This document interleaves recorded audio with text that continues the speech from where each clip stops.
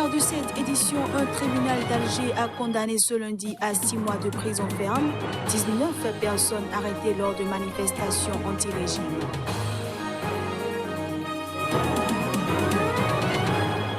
Au Gabon, le porte-parole de la présidence, Ikem Boni, est en détention à Libreville dans le cadre d'une enquête anti-corruption.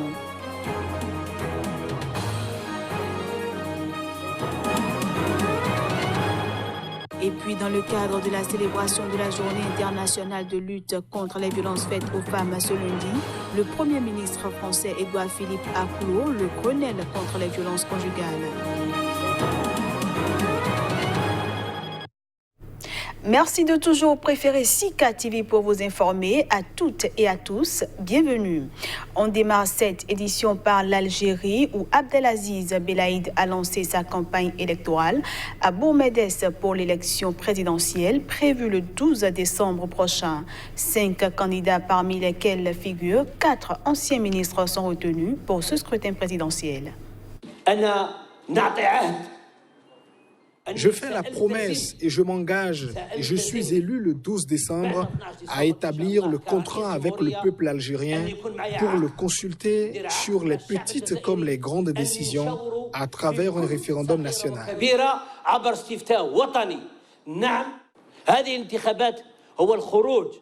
Cette élection est la porte de sortie de cette crise que nous vivons depuis des mois. Cette crise qui fait peur aux Algériens, qui craignaient pour l'avenir de l'Algérie et pour l'avenir de nos enfants. Cette élection n'est pas normale, mais elle est importante. Un tribunal d'Alger a condamné ce lundi à 6 mois de prison ferme 19 personnes arrêtées lors de manifestations anti-régime qui agitent l'Algérie depuis fin février. Il leur reprochait d'avoir porté des drapeaux berbères. Le tribunal de Sidi Mohamed a condamné ce lundi 19 personnes à 6 mois de prison ferme. Jugée à leur côté l'étudiante Yasmine Nour El Ouda Damani, devenue un symbole de la répression du mouvement Irak, qui a été condamnée quant à elle à 6 mois de prison, dont 4 mois avec sursis, sa peine couvrant la durée de sa détention provisoire. L'étudiante arrêtée le 17 septembre dernier a été libérée ce lundi, selon des sites d'information en ligne. La plupart des autres accusés ont été arrêtés fin juin, ce qui signifie qu'ils resteront en prison jusqu'à fin décembre, a expliqué Maître Sédic Mousse, avocat du collectif de défense. Le parquet avait requis 2 ans de prison ferme contre les 20 accusés, tous jugés pour atteinte à l'intégrité du territoire, passibles de 10 ans de prison. La plupart des manifestants condamnés ce lundi par le tribunal de Sidi Mohamed étaient jugés pour avoir porté un drapeau amazi, banni des manifestations par le commandement militaire, d'autres pour avoir vendu des badges favorables au Irak. Yasmine Nour El Ouda Damani a été, quant à elle, condamnée pour avoir porté une pancarte dénonçant la corruption. Le collectif de défense, qui avait boycotté l'audience faute de conditions permettant un procès équitable, va faire appel du verdict parce qu'il n'a aucune base légale, a déclaré l'un d'eux, Maître Salem Katri. Les arrestations se multiplient depuis le début, le 17 novembre, de la campagne pour la présidentielle du 12 décembre, dont la contestation refuse la tenue. De l'Algérie, allons au Maroc où le rappeur Niaoui, co-auteur d'un titre polémique qui cumule 15 millions de vues sur YouTube, a été condamné à 1 an de prison pour outrage à fonctionnaire public. Sa condamnation a été assortie d'une amende d'environ 94 €. Je suis un artiste. Mon boulot, c'est de défendre mes droits et les droits du peuple. Ce n'est pas la première fois que je subis une humiliation de la police.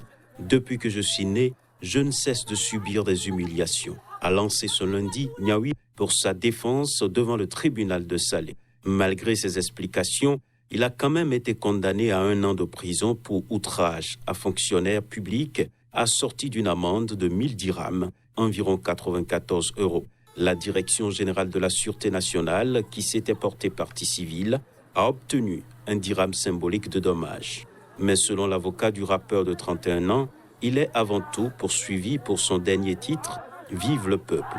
La chanson reprend des slogans scandés dans les stades. dénonce l'injustice et l'accaparement des richesses en écho au malaise de la jeunesse marocaine. Surtout, les paroles attaquent directement le roi, ce qui constitue, selon les médias locaux, un franchissement très net de ce qu'on appelle au Maroc les lignes rouges. Cependant, Niaoui a reconnu, lors de l'audience, avoir insulté la police dans une vidéo live sur son compte Instagram, en expliquant qu'il venait de subir une humiliation lors d'un contrôle policier. Pour sa part, le représentant du parquet a brandi un CD du rappeur datant de 2014 avec un titre contenant des attaques contre la police.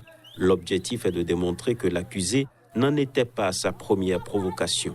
La condamnation du rappeur a suscité des flots de commentaires indignés sur les réseaux sociaux. Des défenseurs des droits humains comme Amnesty International ont dénoncé une atteinte flagrante à la liberté d'expression. Au Gabon, le porte-parole de la présidence Ike Ngouoni est en détention à Libreville, tout comme une vingtaine de personnes mises en garde à vue. Ils sont détenus dans le cadre d'une enquête anticorruption. Les précisions. Ike Ngouoni, le porte-parole de la présidence gabonaise, est détenu depuis jeudi dernier sans aucun motif exposé. C'est ce qu'a affirmé son avocat Agnès Kevin Zigou, qui représente une dizaine d'autres personnes arrêtées. Ces dernières sont selon lui toutes interrogées sur le financement de la tournée républicaine menée il y a quelques mois par Brice Lacruche Alianga, alors directeur de cabinet de la présidence. Ce dernier avait sillonné le Gabon durant l'été, multipliant les réunions politiques où il s'exprimait au nom du président Ali Bongo, affaibli par un accident vasculaire cérébral en octobre 2018. Des observateurs avaient alors estimé que le directeur de cabinet avait pris l'ascendant dans le jeu politique gabonais. Mais les cartes du pouvoir ont été soudainement rebattues le 7 novembre dernier, quand il avait été écarté de la présidence pour être nommé au poste de ministre chargé du suivi de la stratégie des investissements humains et des objectifs de développement durable.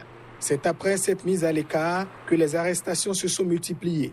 Pour Boris Rosenthal, avocat français qui défend également Ike Ngouoni, il y a une vendetta politique. En réponse, le Premier ministre gabonais a affirmé ce lundi sur Twitter que la vague d'interpellations en cours n'est ni une chasse aux sorcières ni un règlement de compte. De son côté, Brice Lacruche Alianga n'a pas été directement mis en cause. Depuis l'arrestation d'Ike Ngouoni, la présidence gabonaise est particulièrement silencieuse. Mais vendredi dernier, lors d'un conseil extraordinaire de la magistrature, le président a affirmé la nécessité d'intensifier la lutte contre la corruption. Les femmes ont retrouvé l'espoir au Soudan après la chute du régime d'Omar el-Béchir. Elles plaident pour l'élimination totale des violences à leur égard. Ce 25 novembre consacre la journée dédiée à cette fin. Reportage. 9 ans sont passés, mais Halima Abdallah ressent encore la douleur et l'humiliation due au coup de fouet administré sur ordre du tribunal. Elle a été condamnée en 2010 à plus de 100 coups de fouet pour consommation d'alcool. La quadragénaire, diplômée en théorie du genre, a lancé un cri de cœur lors de la journée internationale pour l'élimination de la violence à l'égard des femmes qui a été célébrée lundi. La flagellation vous détruit de l'intérieur. Depuis cet incident, je suis devenue moi-même plus violente. Je m'énerve vite et je casse des choses. Tous ces changements en moi sont apparus car j'ai été victime de violence. La société, la famille ou les parents ne nous comprennent pas. Je veux dire, nous avons des droits que nous voulons vivre. L'idée de liberté, être différent dans une société comme la société soudanaise, être différente en tant que femme aussi, votre vie devient très difficile. Durant les 30 ans de règne d'Omar el-Béchir, le Soudan a appliqué une version très rigoriste de la charia, loi islamique dont les femmes ont été parmi les grandes victimes. Sous le régime déchu, des milliers de Soudanaises ont été condamnées à de lourdes amendes et flagellées pour tenue indécente aux consommations d'alcool, selon des membres de la société civile. Parlons toujours de la journée internationale de lutte contre les violences faites aux femmes. En France, le Premier ministre Édouard Philippe a clos le Grenelle contre les violences conjugales. C'est à travers un plan à forte tonalité juridique. Prise en charge psychologique des agresseurs, introduction de l'emprise dans le code pénal, renforcement du numéro 3919. La France se dote de moyens dans l'espoir de provoquer un électrochoc de nature à endiguer les violences conjugales. Le chef du gouvernement a confirmé que 360 millions d'euros sont dédiés à la lutte contre les violences faites aux femmes en une année. Grâce à l'implication de la Fédération nationale Solidarité Femmes, que je salue, il sera désormais possible de joindre le 3919 24 heures sur 24 et 7 jours sur 7. D'abord pour rompre la solitude, la peur aussi, puis pour prendre les bonnes décisions au bon moment. Nous inscrirons aussi dans le Code civil et dans le Code pénal la notion d'emprise. L'emprise conjugale, c'est la prise de possession d'un membre du couple par l'autre, une prise de possession qui s'installe de manière progressive et implacable. D'abord, le gouvernement consacrera l'année prochaine plus d'1 milliard d'euros à l'ensemble des actions en matière d'égalité entre les hommes et les femmes.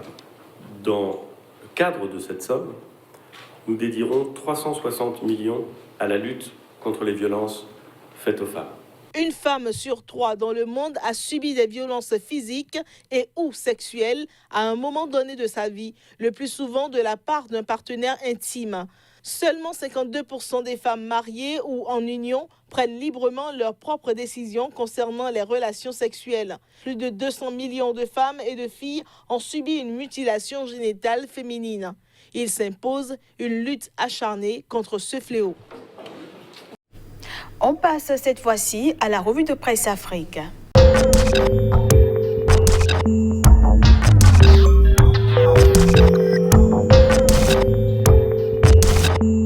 Bonjour à tous et bienvenue dans la revue de presse Afrique de ce mardi. Au Togo, la sortie du président Faure est relayée par la une de Togo Matin, programme national de développement. Nous avons le taux de chômage le plus bas de l'Afrique de l'Ouest. Dixit Foria Singbe. Liberté relaie l'avis d'un opposant sur sa une. Tribune libre. Nathanaël Olympio répond à Foria Singbe. Quand une seule personne a bien mangé, elle ne proclame pas que tout va bien dans tout le pays. En manchette de la même parution, privatisation de Togocom, révélation sur l'humiliante fin d'Atchadéji à Faux. Au Cameroun, c'est à une volte-face qu'on a droit. Mutation titre, MRC, coup de théâtre. Enjeu conséquence du boycott des législatives et municipales 2020 décidé par le mouvement pour la renaissance du Cameroun. Le jour sur la même actualité, législatives et municipales 2020, le MRC n'ira pas aux élections. Maurice Kamto évoque la nécessité de résoudre la crise dans les régions anglophones, mais aussi l'amélioration du code électoral. Le soir, sur une autre note, mais toujours en rapport avec les élections, deuxième conférence semestrielle des gouverneurs de région, Paul Atangandji met en garde les fauteurs de troubles à la veille des prochaines élections. En Côte d'Ivoire, le Jour Plus relaie une sortie sur sa manchette, conférence de presse des victimes de Guillaume Soro hier, Lama Bamba, frère de l'ex-chef de guerre Casse, demande justice. Même titre relayé par Le Patriote, un collectif de victimes de l'ex-PAN parle, Soro foudroyé. L'ex-PAN est aussi en une du quotidien numérique avec un autre acteur politique ivoirien majeur. Côte d'Ivoire rencontre Guillaume Soro Blégoudé, deux hommes au destin lié. Le nouveau réveil à présent, velléité de retouche de la Constitution. Ouattara veut une présidentielle à un seul tour, la suppression de la vice-présidence envisagée. Au Burkina Faso, le quotidien informe en manchette l'envoi spécial du pape François chez le président du Faso que ceux qui ont pris des armes acceptent la conversion et les déposer. L'Express du Faso, chantier de l'éducation nationale, le ministre Stanislas Ouaro visite 2 lycées scientifiques à Bobo. Citoyens à présent, handicapés visuels, la bataille pour dompter le numérique.